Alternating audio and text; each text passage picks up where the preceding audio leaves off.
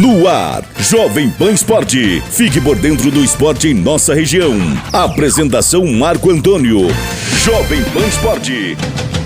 Quer manipular seus medicamentos com confiança, qualidade e preço justo? Center Fórmulas Manipulação Santa Terezinha. No Shopping Vale das Cachoeiras, número 180. Fone 42 3523 1424. WhatsApp 42 98821 3904. Com estacionamento próprio. Visite nossas redes sociais. Center Fórmulas.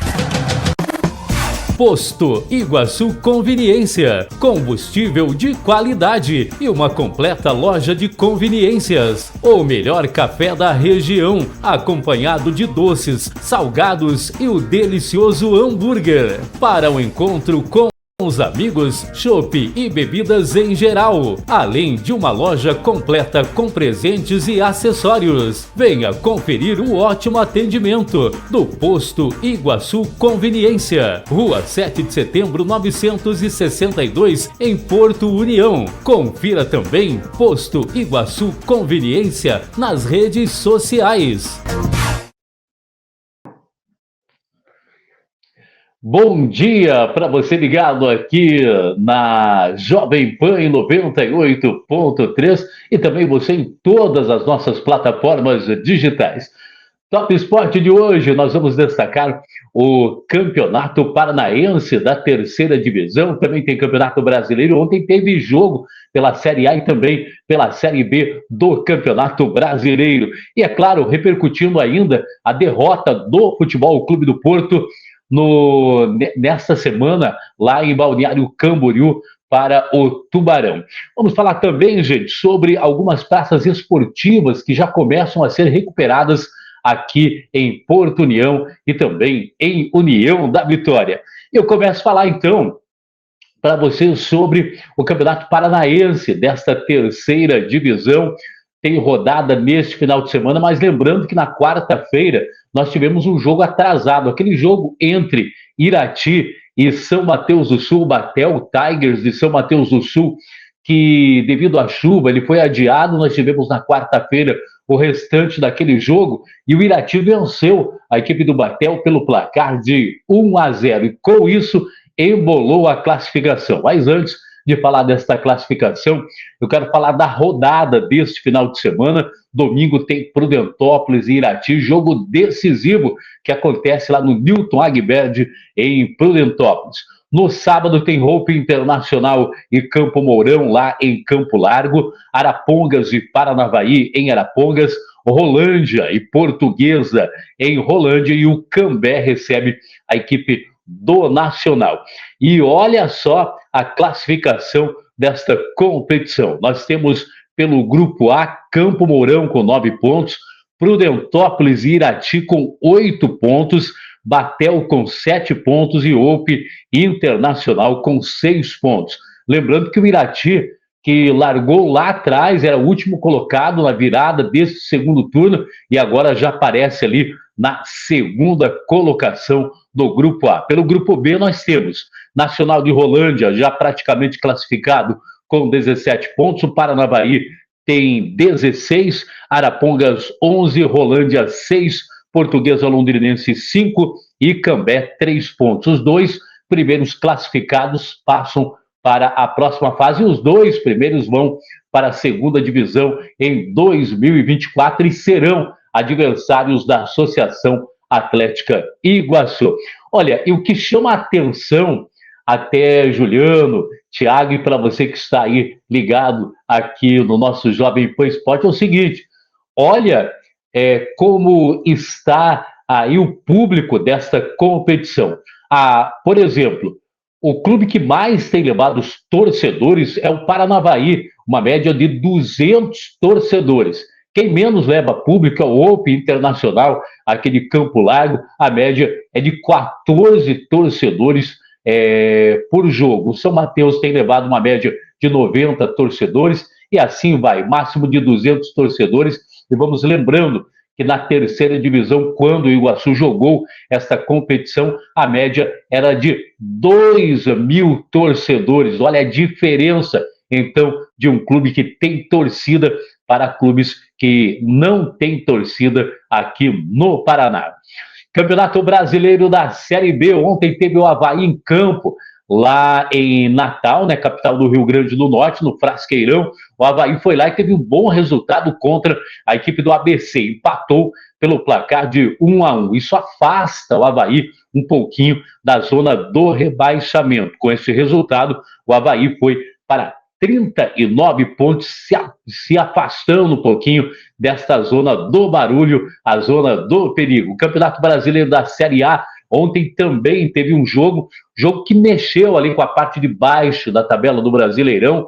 O Santos recebeu o Coritiba na Vila Belmiro, 2-1 para o Santos ontem, depois daquela goleada por 7-1 que o Santos sofreu do Internacional, agora deu uma reagida no campeonato. Tanto deu uma reagida que saiu da zona do rebaixamento. O Santos hoje tem 33 pontos, é o primeiro time fora da zona do rebaixamento. A zona do rebaixamento tem Goiás com 31, Vasco 30, Coritiba com 20.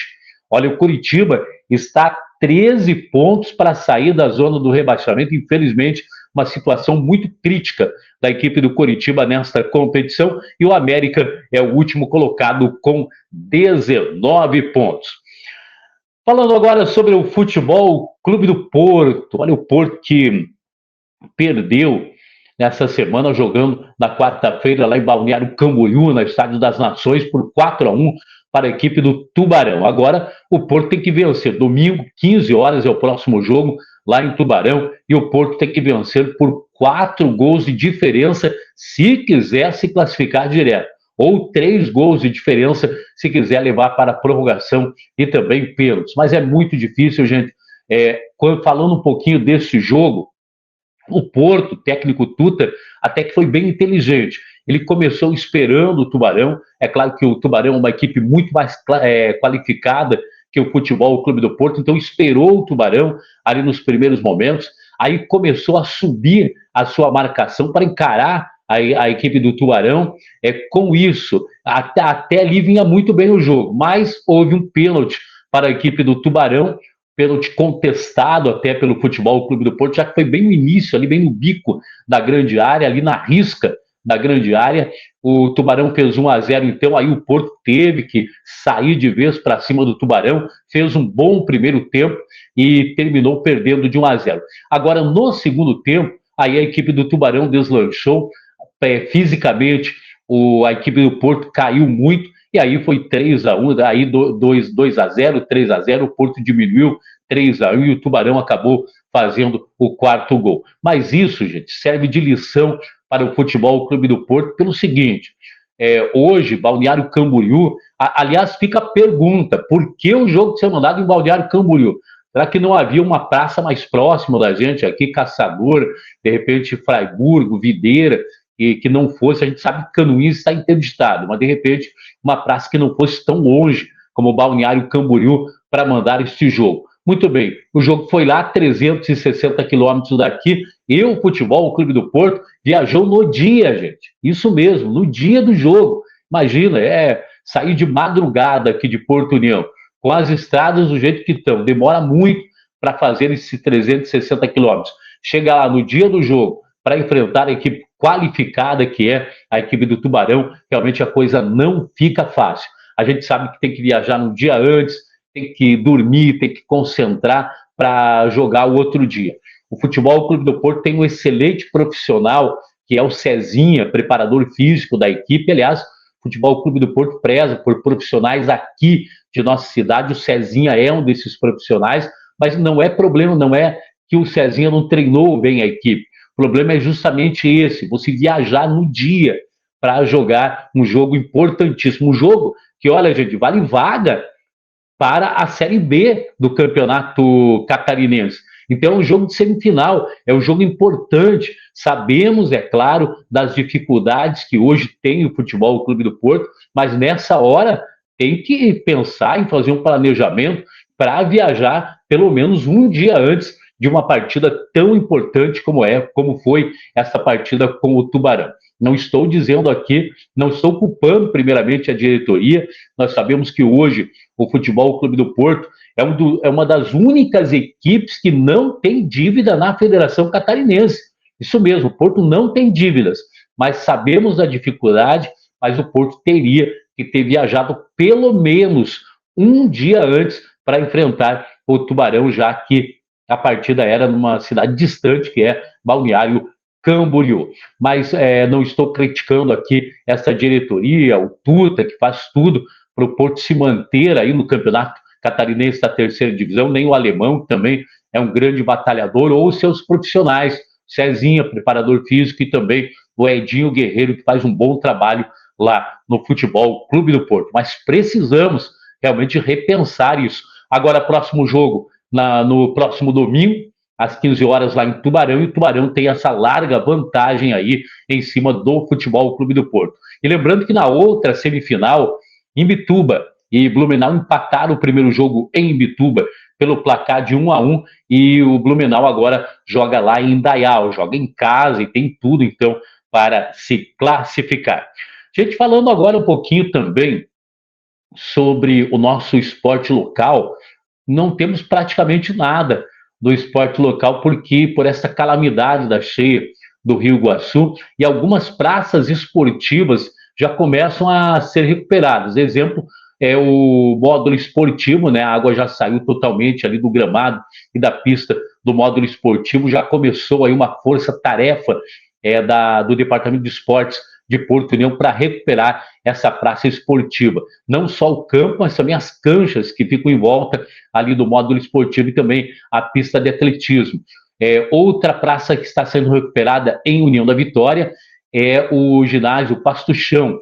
A água também já saiu dali, e ontem teve uma grande força-tarefa do pessoal da Secretaria Municipal de Esportes para recuperar essa praça esportiva. É a vida que vai voltando ao normal. Vamos aí torcer para que o rio vá baixando cada vez mais rápido. Vamos torcer também para que não venha aí uma chuva muito volumosa, para que as águas possam ir embora e a gente possa levar uma vida normal, principalmente naquilo que se fala em esporte, porque a coisa está bem complicada. Muito bem, as informações de hoje eram essas. A qualquer momento eu volto aqui na Jovem Pan com muito mais. Segue você daí, Thiago, e todas as informações aqui do Jornal da Manhã da Jovem Pan, sempre informando você muito bem. Um abraço, gente. Até mais. Tchau. Você ouviu Jovem Pan Esporte.